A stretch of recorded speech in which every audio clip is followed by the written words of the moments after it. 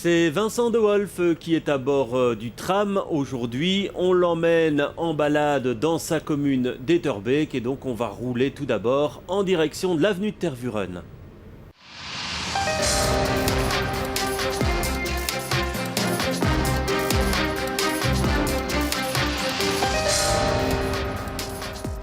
Vincent de Wolf, bonjour. Bonjour. Donc, bourgmestre d'Etterbeek, depuis pas mal de temps déjà, vous avez été l'un des plus jeunes bourgmestres de la région bruxelloise. Est-ce que vous comptez devenir à un moment donné le plus vieux bourgmestre de la région bruxelloise? C'est une gentille ou une vilaine question, mais je considère que c'est une gentille question. Alors, je pense tout d'abord que ça dépend des habitants, parce que très clairement, au niveau communal, sans le soutien populaire, on ne se maintient pas. Et je ne me sens personnellement pas du tout usé. Je dirais même presque que ma passion communale, même si je galope aussi sur d'autres niveaux aujourd'hui, continue à progresser parce que j'ai commencé très jeune, à 30 ans, vous l'avez dit.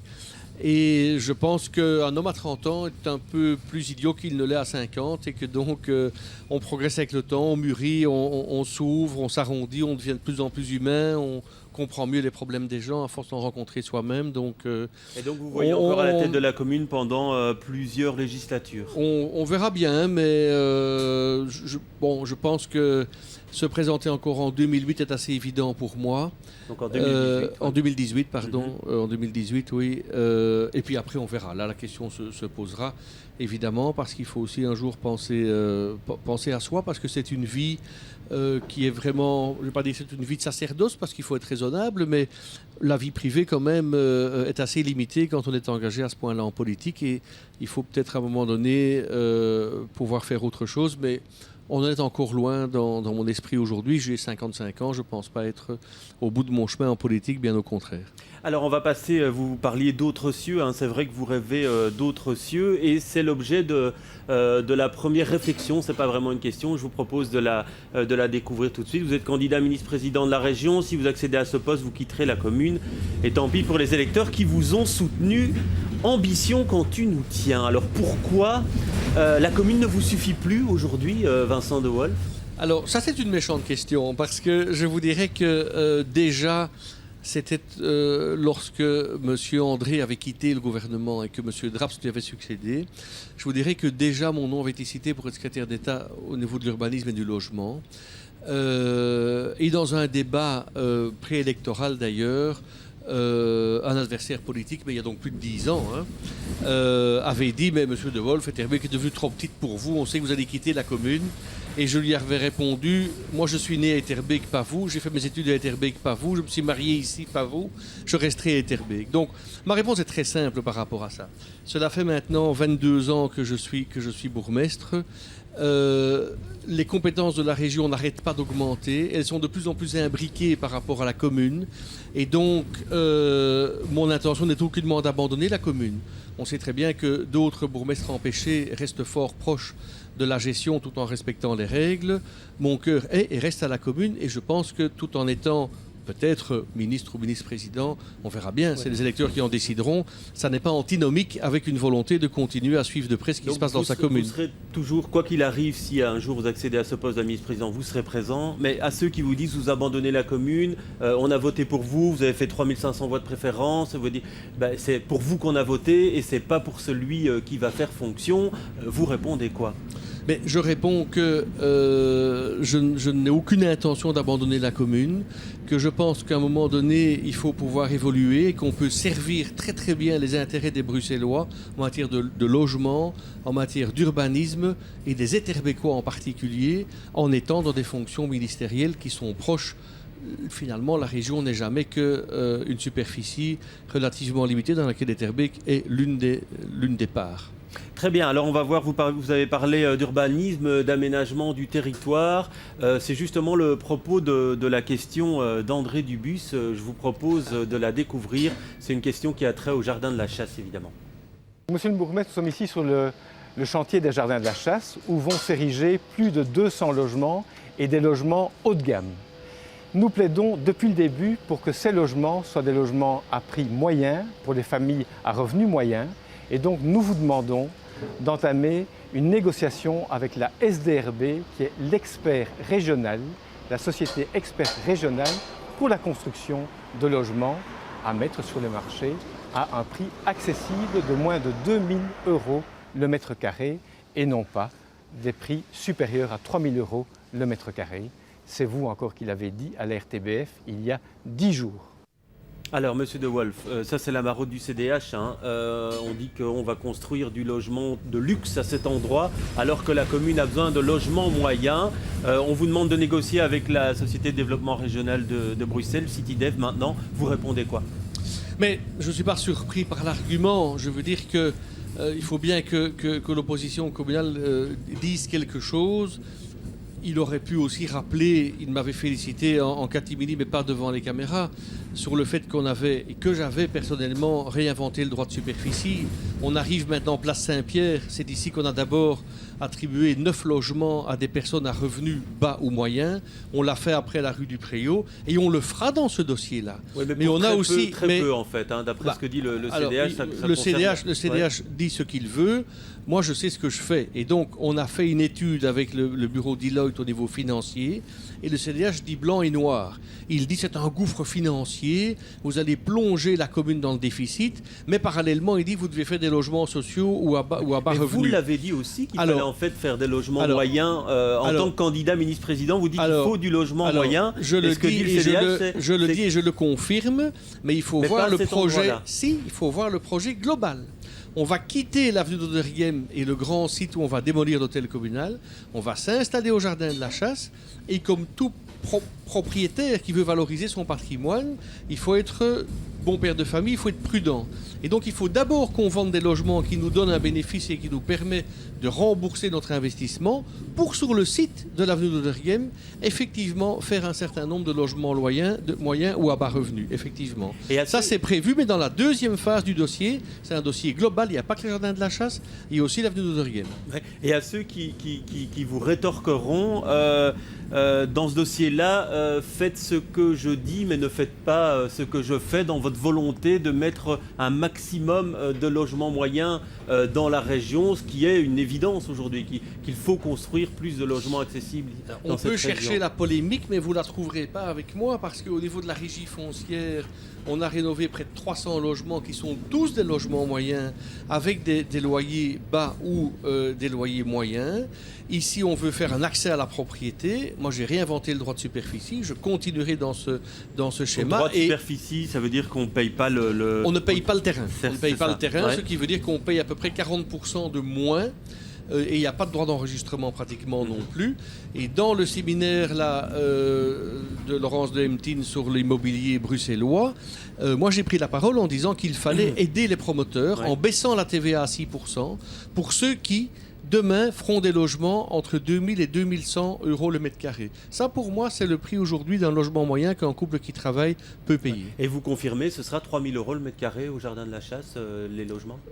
Mais c'est trop tôt pour le dire. On a fait une étude avec donc un financier spécialisé qui nous a dit à cet endroit-là, vous pouvez vendre entre 2005 et 3000 le mètre carré.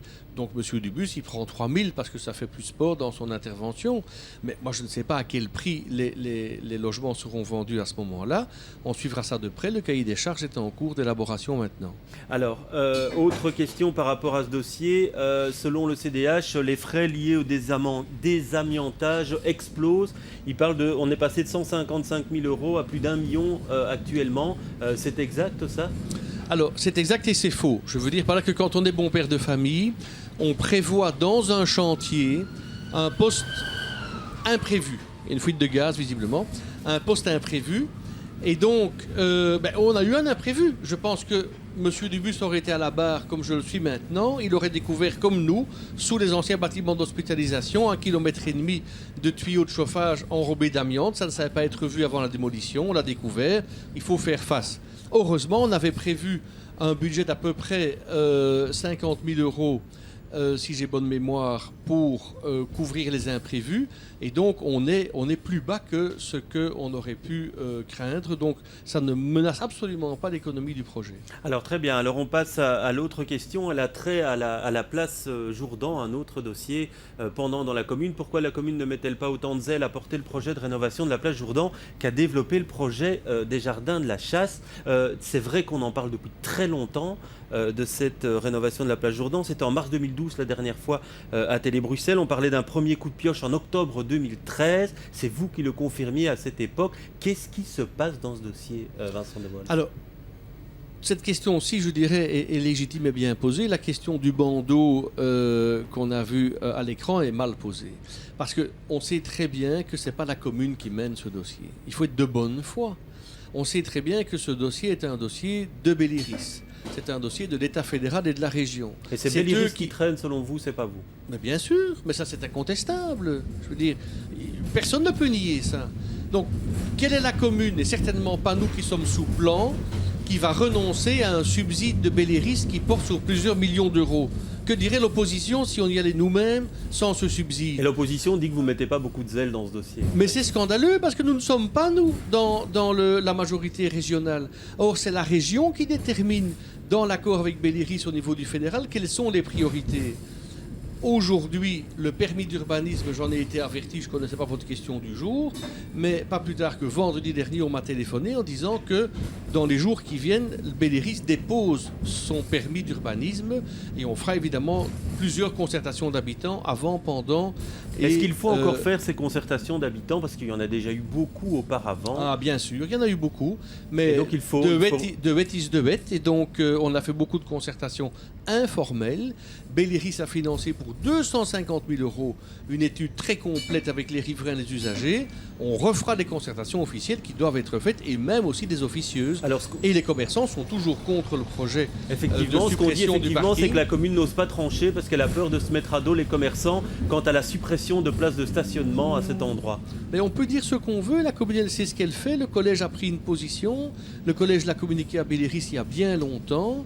On a été très proactif, hein, donc on peut essayer de chercher des poux sur une tête où il n'y en a pas, mais il faudra chercher longtemps. Et donc le maintien de 30 places de stationnement, ça reste ça? Mais pas seulement, parce qu'au-delà de ça, il y a le fait qu'on va déplacer nos habitants dans les parkings sous la régie foncière, qui est vraiment sous la place, sous Bernard, là, si vous voyez les cafés bien connus. Les gens qui sont là, on va les mettre à Forte Dei Marmi, et donc on aura un parking public, non pas sous la place, mais vraiment juste à côté de la place. Et c'est pas tout. Je suis en train de négocier avec le laboratoire d'épidémiologie et de médecine sociale qui est installé au parc Léopold pour pouvoir le midi et le soir et les jours fériés disposer encore là de 40 ou 50 places de parking. Vous oseriez donner une date aujourd'hui, début des travaux? Ah, ça, je ne suis pas maître d'ouvrage. Vous l'avez donné à plusieurs reprises. Je ne suis pas maître. Donné j'ai fait confiance à ce. Mais non, attendez. Si Belliris m'avait dit on déposera le permis octobre 2012, ils déposent le permis octobre 2013. Après ça, ils doivent, eux, lancer les marchés. Ce que je peux vous dire, c'est que l'argent est là. Le feuilleton budgétaire a été arrêté et décidé. Les plans sont faits et le permis est sur le point d'être déposé. Donc, on avance, c'est lent. Mais avec la meilleure volonté du monde, on n'en est pas responsable. Alors, autre question, rapidement, c'est toujours de l'urbanisme. Soutenez-vous l'ULB dans son projet de créer un nouveau quartier dans les casernes de la police fédérale? Oui ou non? Il faut d'abord savoir de quel quartier on parle, parce que je pense qu'il y a confusion quand Laurette est sortie avec des grandes idées de musculation en disant on va faire un grand quartier universitaire dans les casernes d'Etterbeek. Je pense qu'elle voulait dire XL. Je pense qu'elle voulait dire XL parce que ce sont les casernes de la Couronne. Et donc, moi, j'estime que, vous savez, Etterbeek est une commune avec énormément de mains mortes. Il reste encore un grand terrain à urbaniser, c'est le terrain des casernes à front du boulevard Général Jacques. J'estime personnellement que ce serait disproportionné dans la ville que de mettre là que des étudiants. Et donc, moi, j'ai rencontré les recteurs, tant de l'ULB que de la VUB. Je vais voir bientôt M. Delchambre, le président. Notre idée à nous, c'est oui d'accueillir des étudiants, mais de faire un projet de mixité. Et je crois que ça correspond à ce que veut l'UNIF. C'est une université qui est dans la ville et pas un ghetto d'étudiants séparés du monde extérieur. Donc du logement moyen, du logement mixte, du logement étudiant, des fonctions aussi de commerce et autres. Alors, un autre dossier dont on parle depuis longtemps dans la commune, c'est le quartier de la Chasse et les commerces. La question, c'est à ce propos-là. Promis à plusieurs reprises, on attend toujours un vrai plan de soutien au commerce du quartier de la Chasse. Quand sera-t-il mis en chantier? Alors, j'ai vu un bulletin communal où c'était votre priorité en 2007, en fait, le soutien à ce quartier commerçant. On ne peut pas dire aujourd'hui qu'ils sont en très grande forme, hein, Vincent De Wolf. Écoutez, une commune n'est pas un magicien, donc on ne peut pas venir avec une baguette magique et faire ting sur ce quartier pour que, en un coup, il se transforme. Il y a du travail qui a été fait avec Atrium, qui est un outil régional. Il y a un soutien par rapport aux enseignes, par rapport aux vitrines. Je pense que les jardins de la Chasse, lorsque tout sera construit, ça va être un poumon économique considérable pour ce quartier, parce qu'on va avoir là à peu près 1000 fonctionnaires qui vont boire, manger, acheter, faire des courses. Il va y avoir aussi 250 logements qui seront construits, moyens ou moyens plus. Ça va amener une force économique aussi d'achat pour ce quartier. Donc, il y a un projet qu'on va dévoiler dans peu de temps, où on va habiller tous les murs de la caserne qui donnent vers la chaussée d'Oivre. Je ne vous dirai pas ce qu'on va y mettre, mais ça va attirer beaucoup de monde. Non, ce n'est pas facile à faire. Nous ne sommes pas propriétaires. Lorsque le fromager part et qu'il vend à un autre commerce qui n'est pas un fromager, on déplore que le fromager disparaisse. On a des moyens d'intervention, mais pas de décision en la matière. Qu'est-ce que vous pouvez faire actuellement pour soutenir ce quartier commerçant? On voit effectivement des fun bike et des commerces de qualité qui ne sont pas remplacés. Quel soutien pouvez-vous donner à ce quartier? Parce que finalement, vous l'avez aussi dit qu'il y allait y avoir ce plan de soutien. Mais ce plan de soutien, il existe. Il y a des choses qui ont été faites. Il y a des choses qui réussissent, d'autres moins bien. Je vous ai dit, on se voit régulièrement à Atrium et des commerçants. On a fait une opération de fleurissement, ça a réussi. On a fait une opération sur la rue des Champs qui a réussi aussi. Il y a des commerces qui vont bien. Je vous dirais, c'est un peu personnel, mais mon épouse va depuis 2 ans maintenant faire régulièrement ses courses à la Chasse parce qu'elle y trouve des commerces qui lui plaisent. J'ai dit ça aux commerçants qui l'ont rencontré, qui étaient ravis. Ça veut dire qu'il y a aussi un renouveau qui se fait, une population qui change, des commerçants qui s'adaptent. Et moi, je pense que le pain noir a été mangé et qu'on avance maintenant vers une embellie pour ce quartier, mais il faut un peu de temps. Alors, une autre question maintenant, et celle-ci vous est posée directement par le FDF. Il s'est avéré que pour l'année 2012, le Home Beauport a connu un déficit d'1 900 000 €. Nous avons décidé de vous présenter des propositions visant à résorber ce déficit d'1,9 million. Ça a été fait au mois de juin dernier au Conseil du CPS. L'une des propositions visait notamment à réduire l'effectif dit de confort permettant le bien-être des résidents et réduire cet effectif de moitié. Donc ça permettait de garder quand même une dignité et un cadre de vie agréable. Pouvez-vous nous dire pour quelles raisons, alors que l'audit n'a pas encore été mis en œuvre à ce jour, il n'y a pas encore eu de mise en œuvre également de propositions visant à résorber ce déficit de 160 000 € par mois du Home Beauport? Je vous remercie. Alors c'est le home du CPS, hein, donc un gouffre financier. Alors là, il y a une demande de réduire la voilure au niveau personnel. Vous en pensez quoi, Vincent De Wolf? Je suis assez surpris de la question et assez déçu sur le plan humain.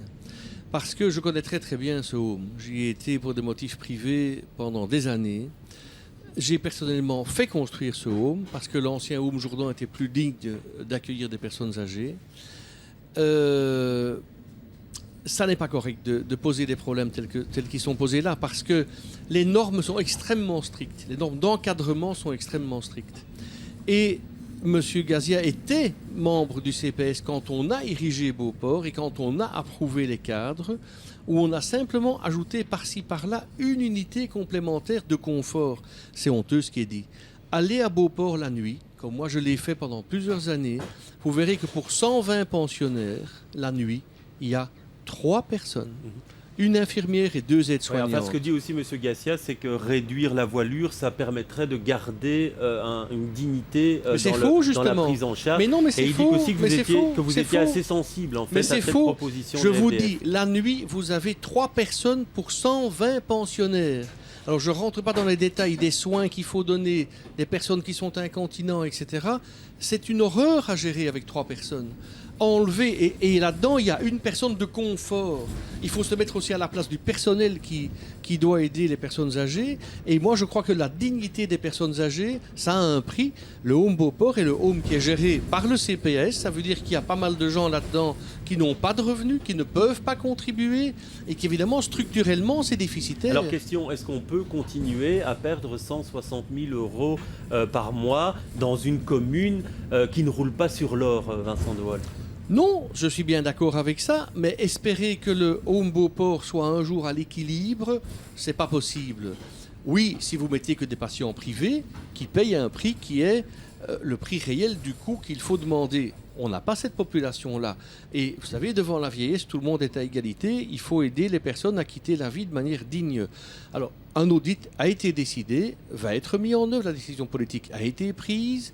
Il y a des problèmes de gestion sans doute au niveau du home, mais il faut bien savoir que c'est très compliqué de dire non à quelqu'un qui demande d'entrer, des familles qui sont en détresse. Il y a des équilibres à préserver entre le MRS, qui est donc la maison de repos et de soins, c'est les personnes qui sont désorientées, qui ne peuvent plus du tout vivre seules, et puis maison de repos. Bon, les critères de financement ne sont pas les mêmes, mais vous savez, quand on vit ça au quotidien, humainement, qu'on reçoit des gens qui sont dans la détresse, c'est pas si simple. Alors, dernière question, à propos d'un sujet qui a fait polémique, le règlement mendicité. Pourriez-nous vous dire si le règlement mendicité est toujours d'application et si oui, quels sont ses résultats? Alors, c'est limiter le nombre de personnes qui font la manche sur certaines artères. C'est toujours d'application Alors oui, on a eu donc à ce sujet un grand débat au conseil communal maintenant début septembre, suite à une interpellation du groupe écolo. Qui était très mal à l'aise par rapport à ce règlement mendicité. Oui, mais qui ne l'est plus dans la mesure où une évaluation avait été demandée, elle avait été promise, elle a été faite. Et ceux qui vous diront c'est cosmétique ce règlement, c'est juste cacher cette mendicité que je ne saurais voir. Mais non, ce n'est absolument pas vrai. Donc je tiens ça à votre disposition. On a un rapport extrêmement détaillé, extrêmement précis par le contrat de prévention et par les services de police. Et ce rapport démontre que ce règlement a permis de ramener le calme dans les quartiers, qu'il n'y a plus de disputes entre les mendiants, qu'il n'y a plus de rixes entre eux, qu'il n'y a plus de problèmes d'ordre public, mais que les mendiants sont tout à fait tolérés. Et il y a 2 exemples de mendiants qui, grâce à ce travail, parce qu'on est beaucoup plus proche, qu'on va les trouver et qu'on leur parle, ont pu être réintégrés dans la société, ont pu trouver un logement et ont pu trouver un travail. Et tout ça résulte de l'étude qui a été faite. Et ceux qui vous diront que vous les avez juste envoyés ailleurs? Mais non. Et que c'est cosmétique, mais attendez, c'est quoi ce truc? C'est facile de donner des leçons.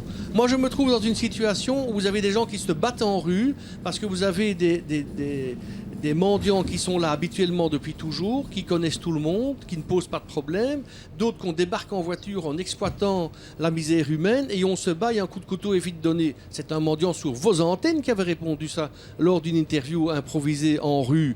Eh bien, moi j'ai géré ça au mieux, si vous savez faire mieux. Vous ou l'opposition, allez-y, pas de problème. Très bien, merci Monsieur De Wolf pour cette réponse. Merci pour cette petite balade en tram. Dans 15 jours, on sera avec Willy Decourty, le bourgmestre d'Ixelles. Et donc on fera une petite balade dans la commune d'Ixelles. Merci à tous, à bientôt.